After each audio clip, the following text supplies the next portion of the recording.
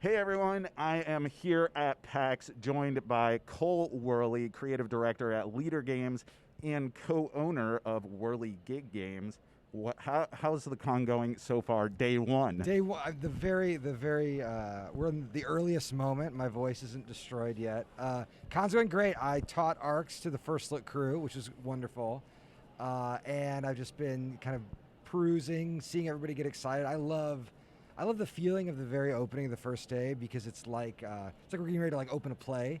So Yeah. everyone's building the sets, and we're getting all the crews ready. The energy's high, and as we walked up here to this little atrium, I mean, there were tons of people in line waiting to get in. So I'm hoping the attendance is really high, maybe like almost pre-pandemic, hopefully. Is this your first PAX Unplugged in which you've been repping both Wehrle Gig and Leader?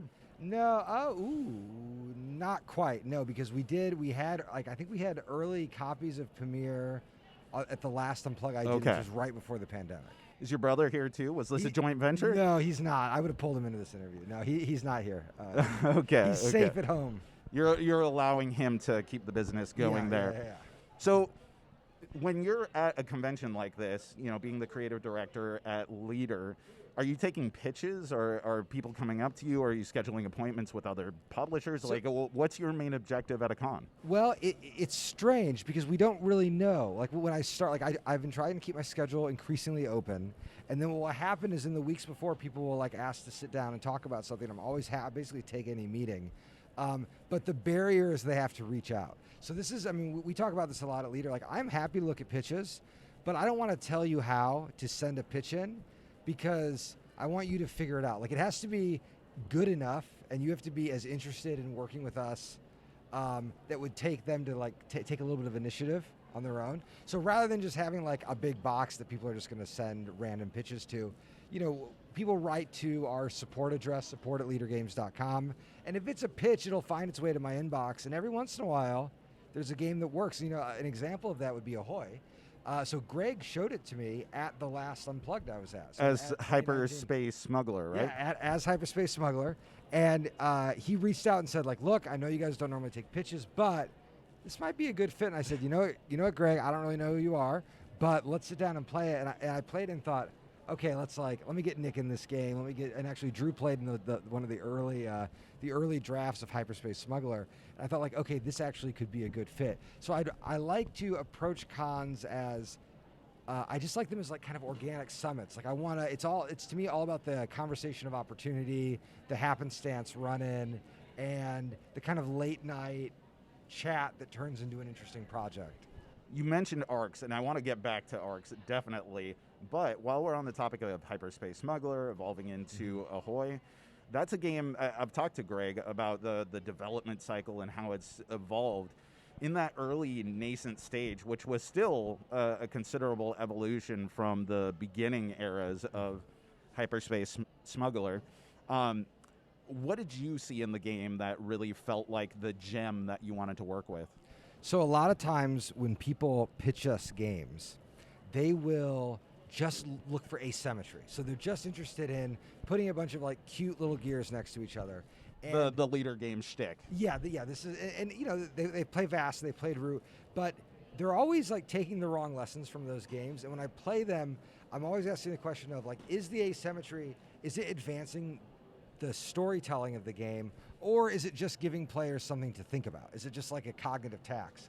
And what I loved about Hyperspace Smuggler is the interaction was so clean, even in the earliest version, where I thought okay, who the different factions are is very cleanly sketched, and then the lines of interaction. The mechanism where the smugglers are increasing the value of the regions, that was there at the very, very first draft of the game, and I thought, okay, not only is this a good mechanism, it is showing me that the designer is paying attention to the right things. And the more we worked on the game, the more we kind of found to like about it. Although, one thing that we've learned about working with external designers is we're kind of a cautious lot. We really don't. We really want to be careful with who we partner up with.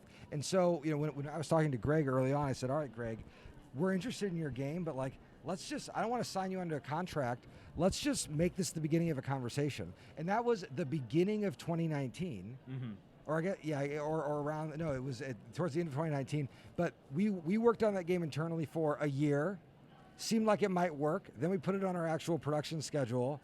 worked on it for another year, and then there was about 6 months of really intensive work that led to Ahoy, which is releasing at this show. This is the release show essentially for the game. I love this story. Not only is there the continuity from 2019 to now with it being at the show, and it was great seeing it at the booth earlier, but I remember 2019 PAX Unplugged, and I remember like you were proselytizing about Oath there. Yeah. You had that early copy of Oath, and I saw people gathering around you, and you're like, this is not a game for being nice to other people. Like, it was epic. The crowd that was, I guess, gathering around this cult of personality that was starting to form, if you'll allow the term for yourself.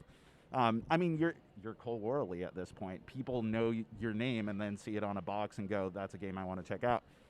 But, like the fact that amidst all of this intense focus on Oath, behind the scenes, you're taking pitches and you're evolving, developing, and growing the library. So now we're talking about games that are coming out in the future. You have ARCS, so that's already been kickstarted. Yep. Where are we at on the development and manufacturing and ultimate release? Yeah, so ARCS is an interesting game because in some respects it is a companion to Root. Like there's a line of continuity between what Root is and what ARCS is. And Oath is a funny game because Oath is in some respects a lot more like a PAX style game than it is like a Root style game. And so when I was working on ARCS, I said, look, I've been playing these 90-minute 3 or 4 player strategy games for a few years now. I'm like really sitting into the industry and thinking about like, how do they work? Like Kemet and Innis and these, I mean, they used to get called Dudes on a Map, which is not a very good title really. It's not a great title. No, it's not a good look like for detractors or supporters of it, right? Yeah. But Root was one way of attacking that space, and ARCS is like another way of attacking it.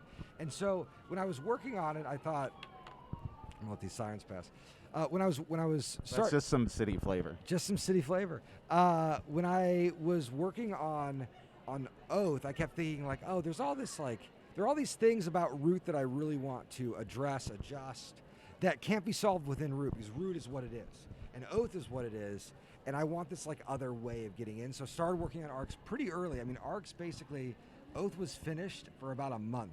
We'd sent it to the factory, and I was starting to work on ARCS. This is like 2020, I believe, 2020, like the winter of that year maybe.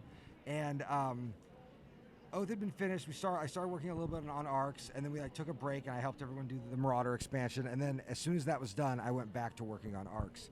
And then we got it kickstarted, and it is in great shape. So people at PAX can go to the first look and play a version of the base core game that is essentially done. I mean, there's a lot of art to be done. There's some finer points of development, but the design is like 95% totally done. And then a lot of my time right now is being spent on the episodic campaign format, which has been really fun to work on, but it's very difficult. Has it proven challenging to kind of pivot from the original design and intent of the game where it was going to be the campaign format from the get-go, and now breaking it out for retail reasons, for approachability reasons? Yeah, well, there's some interesting things that have happened to the actual product. So one of them was, as we're testing the game, we were always playing it as a single shot, and and that was important because one of the core conceits of the ARCS, and this is the same one in Oath, is every session has to be good. I don't want someone to play like, I don't want anyone to tell me what they tell me in television where they're like, that first season's slow, but when you get to the second season, it really picks up. You don't want the best version of the game to be the final episode of a campaign or something like that. Exactly. No, it needs to hit right away. So as we were testing it, even though in concept the campaign existed first, in practice the single session existed completely first. And then what was happening is we were finding that game was robust enough that it was just like a game by itself. And we started worrying, like, if we bundle everything together, we're talking about probably 152, like a kind of almost a Gloomhaven size project, maybe not quite that large, but expensive, heavy, big. And we thought, well, for someone who just wants to like put the game in a backpack and like go to like a cabin with some friends and play a game, or if they're biking to the game group here in Philly, and they want to play ARCS, like they can play a stripped down version of ARCS. Why don't we make that accessible? I mean, one of the things that I think about a lot is like box size. And there's this test where I'm like, can I hold the box in one hand? And that, to me, is a really important test because, like, Oath, you can, but you have to, like, kind of saddle it under your arm. It's a big boy. It's a big boy, and that's kind of, it's okay for what Oath is, but one of the reasons I've been, like, resistant to the idea of, like, doing a big box for all the Root content, which is something we might do at some point, is I like the fact that, like, Root's kind of small, especially for a game of its weight. It's like, no, you just, like, you can stick it in a little a messenger bag or something, and you're fine. So with ARCS, it was kind of natural to break it into these two sections. And then what happened is, as we started developing, we said, like, look, if we're going to break this into two products, they each need to really be able to stand up on their own legs. And that meant fleshing out that core game so it didn't feel like a demo mode. I don't want anyone who plays ARCS to feel like, oh, that was like a tech demo for the campaign. It's got to be robust. And so we built out, we really built out a ton of content and some really interesting core mechanisms that have made the core game really, really robust. And then we've also gone and fit the game. So we're in a really fun stage of the project right now, which is I can kind of see all the pieces and we're just, like, arranging them. And what we're doing with ARCS is we're spending a lot of time thinking about the narrative footing of the game. And so the way it's going to work, this isn't really a spoiler, but the core box is essentially the prequel to the campaign game. And so when you play the core box, any end state in the core box is a viable start state, kind of Oath style, for the campaign game. And then the campaign game recasts things. So in the base game, you're playing kind of like space feudal lords. It's very Game of Thronesy, and then at the end, it's like, well, one person won, and then that person's kingdom forms the kind of, like, central galactic, the foundation of the current political state. And then in the campaign game, you all start as, like, the imperial brats growing up in that society. So you start on the same team, and players may become separatists and break out. There might be a civil war, and that story is, like, told in the 3-game campaign. And so it allows players, unlike a lot of other campaign games, the main thing that we're trying to do is advance the sort of, like, procedurally generated emergent storytelling that we did in Oath and, like, push that forward. One thing that you said a couple times was the word approachability, and maybe I said it a couple times as well. That's a word as much as you want. that throws that gets thrown around a ton in this hobby. It's something that's almost fetishized in this hobby at this point. As someone who makes a lot of games that are more complex or have maybe really unique and occasionally esoteric rules, what do you think about the term approachability when someone's like, oh, is this game approachable? Yeah. Well, I have to be really careful here because I think that there is an ethos in design. I see this a lot at proto-spiels that I go to when I talk to younger designers, where they want the experience of learning a game to be so smooth that players very naturally find themselves playing and everybody has a good time. And, oh, look at the final scores. We're all like 5 points away from each other. What a good game. And I think that can lead to some really bad design because what you're doing is you're optimizing the game experience for first-time players. And so we generally have a development path that says, actually, you should be optimizing the game only for the players who play a ton. And then at the end, you want to do what you can to help people on board. And, you know, your first game of chess isn't going to be great. It's probably going to be a bad experience, right? But there needs to be something in the game that is compelling and intriguing enough to, like, bring you back to the table. And we're really interested. I mean, that is the essential gambit we make with our players. And I tell this to people when I'm at shows, if you like to play the same game more than once, our stuff is great. And if you don't like to do that, any other game here is going to be a better fit. And by doing that, I try to just separate the audience out where I'm like, look, if you like playing a new game every week, like, that's just not what we're interested in doing.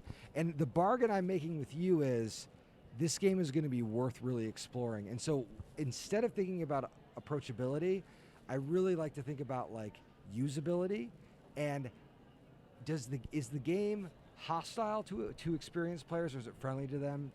As you play more, are you going to have more interesting games or less interesting games? You know, I think one interesting example of that, and this is a real like wild card reference, but I've been playing a lot. Like my game of the year is definitely Blood on the Clock Tower. I've played like a ton of it, and one of the things I think is so remarkable about that game is it is a lot. It is the most extra board game. In there's a lot going on there. Yeah, in the Gloomhaven scale where you open the box and you're like, my goodness, so there's so much stuff in here. And what I love about it is when I first saw the Kickstarter, I was so worried because I thought, okay, here's a newer team making an extremely ambitious game. I hope they don't like send off something undercooked.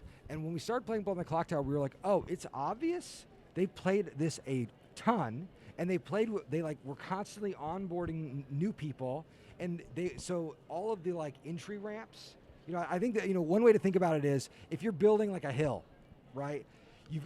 And you want to make your hill more accessible, there are two things you can do. You can level the hill, or you can build a nicer ramp. And I'm on the team of like build a nicer ramp. Like you still want people to get up to those high heights, and you do need to like have a nice ramp, but don't go flattening the hill. The hill is the thing that was making it interesting. Absolutely. Right? And so like what I love about the production of Blood on the Clock Tower is I can see them paying attention to the right things. And you just know that like this was a game that they played about and thought about a lot over the entire course of development.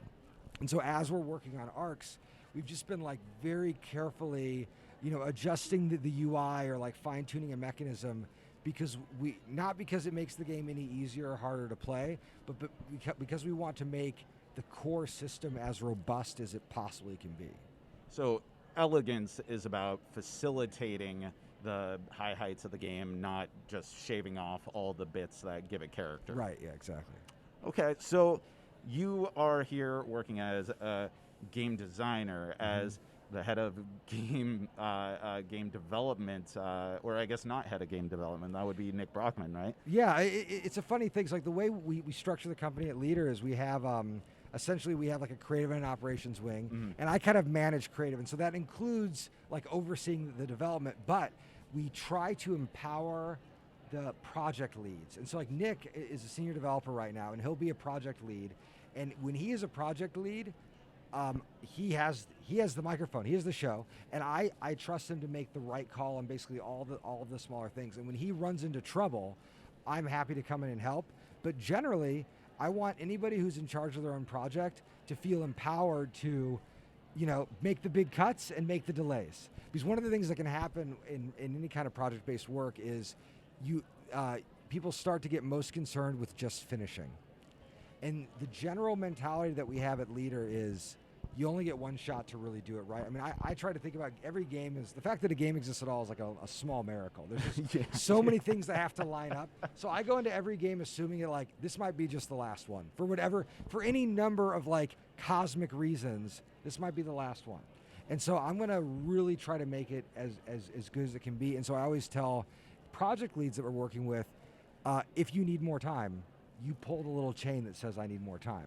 And if you want to trash a bunch of the systems, you do that. And in fact, it's especially important for the project lead to do that because no one else on the team is going to do it.